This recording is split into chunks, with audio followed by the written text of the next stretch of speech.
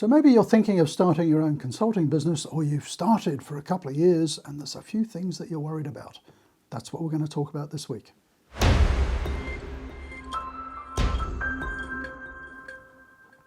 So I get lots of questions on the channel, and I thought of doing this video. It's kind of like a frequently asked question, but it's also about some of the fears that I think a lot of people have when they're thinking of starting up a consulting business. So I'm going to share some of those, and then do hang on to the end, because I'm going to offer a little bit of a survey for some ongoing training if you're interested in that. So what are some of the things that people worry about? Skills, first of all. A lot of people think that just because they're good at something, let's say it's IT systems implementation or whatever, I'm very good at doing that, so I can be a consultant in it. I'd say think broader than that. There's a lot of skills needed for running a consulting business. I've been doing it for about 30 odd years now. I've run at any one time 3 different consulting businesses. I've eased back a bit. I've just got the main one now, Logistics Bureau. But you need a broad range of skills to run a consulting business. So the technical skills, if you're that IT implementer, absolutely, you've got to be very good at the thing that you're consulting on, the technical thing. If you think there are examples of a consulting business that you could start with no experience or technical knowledge, I'm not saying it's impossible. I would love to know. Do please comment down below, because I'm just this old geezer who's been doing it old style, old school. But from my point of view, unless you tell me otherwise, I think you've got to have experience and skill sets and training and knowledge in the technical thing. What else do you need? And these other things are just as important, if not more important. You need business skills. You need to understand the mechanics of running a business, sales and marketing, operations, hiring and firing, cash flow management, all of that stuff, because those are the things that will make you trip over. I forget the statistic. We've all heard it, haven't we? That how many new businesses last 1 year, 2 years, 3 years? I think it's something like 99% fail within the first 5 years. I bet you it's because of those business skills. It's not because of the technical skill. So you need to make sure that you've got the skills to run a business. It's not just the consulting. I listed there separately. Finance, you do need to understand finances, the importance of cash flow management, managing your accounts receivable, all that kind of stuff. Probably, other than the technical skills, I'd say the most important one is sales and marketing skills and knowledge. It's a great thing to start a consulting business and put the sign up above the door, but if you haven't got any clients, you haven't got a business.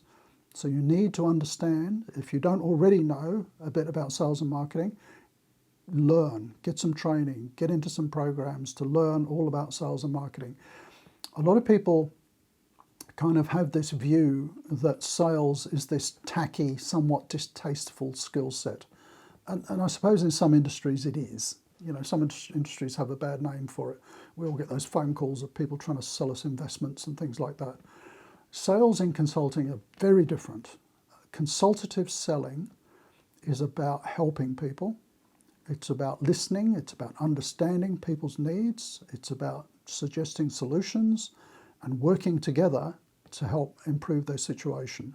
So it's not tacky and anything at all, quite the opposite.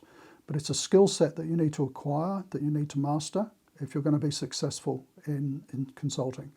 And likewise with marketing. Whatever your industry sector, you need to understand what marketing works, because particularly in the early days, while you're busy doing the thing that you're doing, you've got to have that marketing happening in the background so that you've got a continual trickle of leads coming in.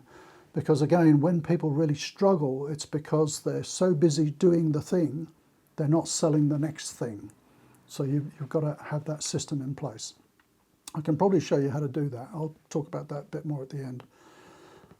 The next thing that people worry about is charging. How much should you charge? I've got some videos on the channel about this, I'm sure. I'll put some links down below. But have a look at sort of market rates. Ultimately, though, you've got to understand your cost structure. What does it cost you to provide the service to the client?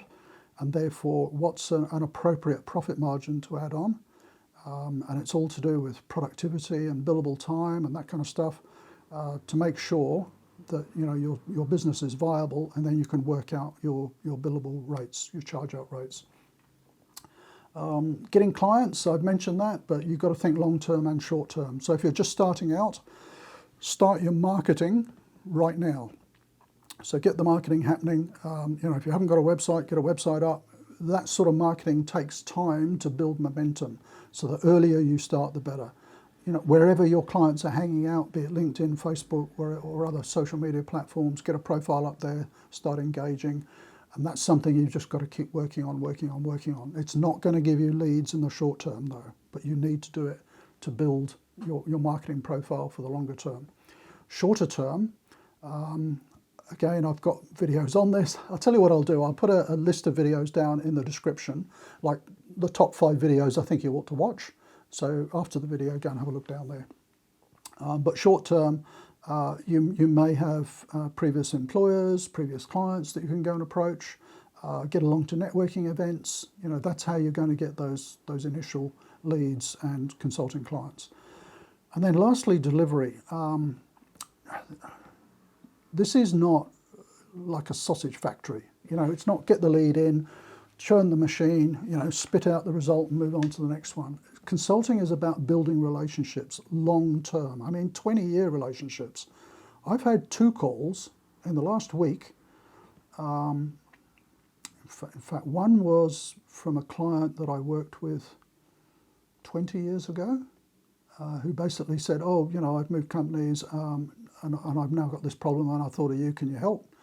And another one, a client I worked with 12 years ago, their business has grown, and whatever I fixed for them 12 years ago, they want me to come and fix it again now. Not me personally, I've got a team of people, but that's the importance of relationships, maintaining relationships.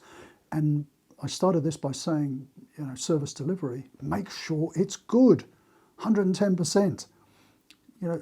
Try to deliver an outstanding result for every single consulting client.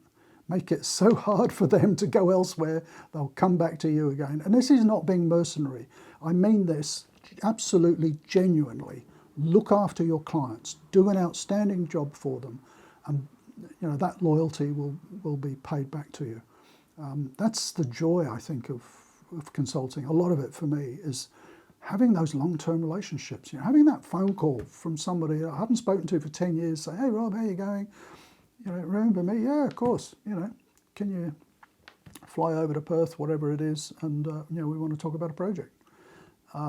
So over-deliver, build those relationships. So there we go. If you've got any other sort of concerns or fears or questions about consulting, do comment down below and I'll happily answer those. I'll put that list of videos down below. I'm also going to put a link to a survey. No promises. I've been promising this for a while. But if you think it would be of interest to you to become part of a coaching group, I'm finding I've got a little bit of spare time now. What I could do is to set up a coaching group where I can actually help you over a lot of these things, provide you with a sounding board. We can do Q&A sessions. I can provide you with some templates for stuff, tools to help you start and grow your consulting business. If you'll be interested in joining a group like that, I'll put a link down below and we'll do a little survey and see what sort of things you'd be interested in seeing in that group. So thanks for listening. Look forward to seeing your comments down below, and bye for now.